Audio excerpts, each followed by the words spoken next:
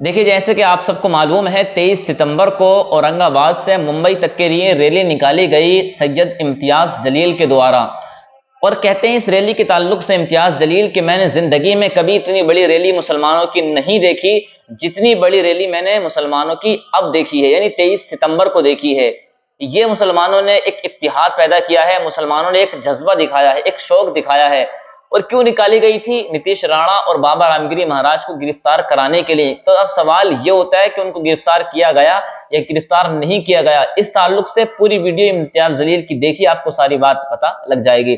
चलिए आप वीडियो देखिए।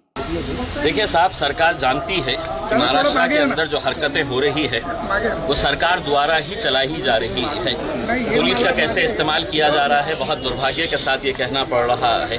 आज महाराष्ट्र में जो जाति, धर्म और मज़हब की दीवारें खड़ी की जा रही है, जो दंगा भड़काने की कोशिशें की जा रही है, जो स्टेज के ऊपर खुलेआम मुसलमानों को गालियाँ दे रहे हैं, ये धमकी दे रहे हैं कि हम मस्जिदों में घुस कर मारेंगे, तो क्या ये क्रिमिनल एक्ट नहीं है?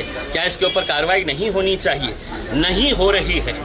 इस वजह से हमने ये फैसला किया कि हम मुंबई तक जाएंगे और महाराष्ट्र की सरकार, विशेषकर मुख्यमंत्री एकनाथ शिंदे साहब, जिन्होंने उस रामगिरी का समर्थन करते हुए ये कहा था कि तुझ्या केशालाही आम्ही हात लावू देणार नहीं, म्हणजे इसका मतलब ये है कि जो मानसिकता इस रामगिरी की है वही मानसिकता लेके महाराष्ट्र के मुख्यमंत्री अगर काम कर रहे हैं तो हम उन्हें ये एहसास दिलाने के लिए जा रहे हैं कि ये देश चलेगा तो कायदे के हिसाब से, ये राज्य चलेगा तो कानून के हिसाब से चलेगा।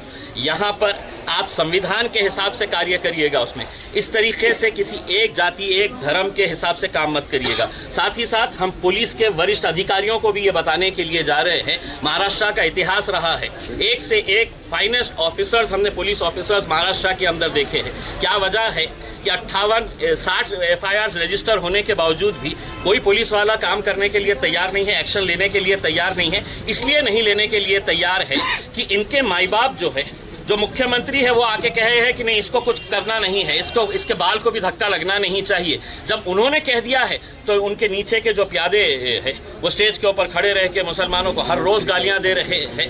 तो हम सिर्फ अकेले मुसलमान जा रहे हैं ऐसा नहीं है। मैं आपको ये बताऊं कि हमारे हिंदू समाज के एक हमारे भाई और बहन ने, उन्होंने 100 गाड़ियाँ इसके अंदर शामिल कराए हैं, अपने पैसों से उन्होंने 100 गाड़ियाँ इसके अंदर शामिल करवाए हैं। और सिर्फ उन्होंने ये कहकर करवाए हैं कि महाराष्ट्र के अंदर जो चल रहा है वो कायदे, कानून, संविधान के हिसाब से नहीं चल रहा है। आपने जो पहल की है हम आपके साथ। सर आप जाने वाले हैं तो मौलाना आज़ारी के बारे में भी कुछ बात करने वाले हैं या उनको लीगल एड प्रोवाइड कराने वाले हैं? देखिए, हमने कुछ मुद्दे रखे हुए हैं। उन मुद्दों के अंदर हम ये चाहते हैं कि देश के अंदर कुछ ऐसा कानून बने कि जहाँ पर कोई भी किसी भी जात, धर्म या उस धर्म के जो महापुरुष है उनके बारे में कोई भी किसी तरह की बयानबाजी नहीं होनी चाहिए, और अगर होती है तो सख्त कानून इसके ऊपर होना चाहिए।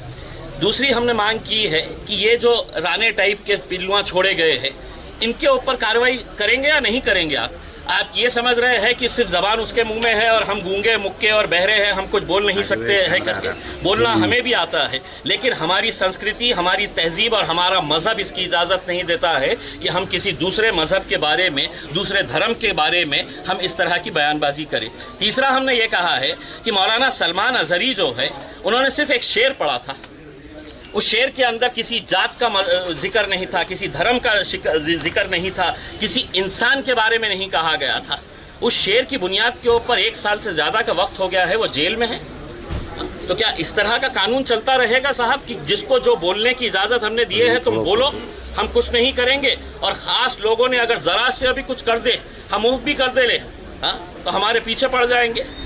और वो खुलेआम नंगा नाच कर रहे हैं, उसके ऊपर कोई कार्रवाई नहीं करेंगे। तो हम चले हैं मुंबई की तरफ, जाके हो तो संविधान देंगे, उन्हें याद दिलाएंगे कि साहब इससे कब देश चलेगा। कहाँ से लोग आपकी इस रैली में? मुझे नहीं पता है, लेकिन मैंने पहली मर्तबा ये कहा था कि महाराष्ट्र के इतिहास के अंदर इतनी बड़ी रैली नहीं होगी करके।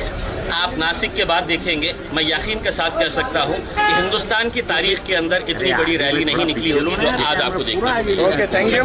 देखिए, जैसे कि आपने इस वीडियो को देखा, वीडियो को देखने के बाद आपको अंदाजा हुआ होगा कि अभी रामगिरी महाराज और नीतीश राणा को अभी गिरफ्तार नहीं किया गया है। जैसे ही कोई न्यू अपडेट आएगी उनको गिरफ्तार किया जाएगा, नहीं किया जाएगा। जैसे कोई अपडेट आएगी इंशाल्लाह आप मेरे चैनल पर जुड़े रहें, मैं वो अपडेट आपको देने की कोशिश करूंगा। चलिए इसी वीडियो को लोगों के पास शेयर कर दीजिए। चैनल पर नए हो तो चैनल को जरूर सब्सक्राइब कर लें।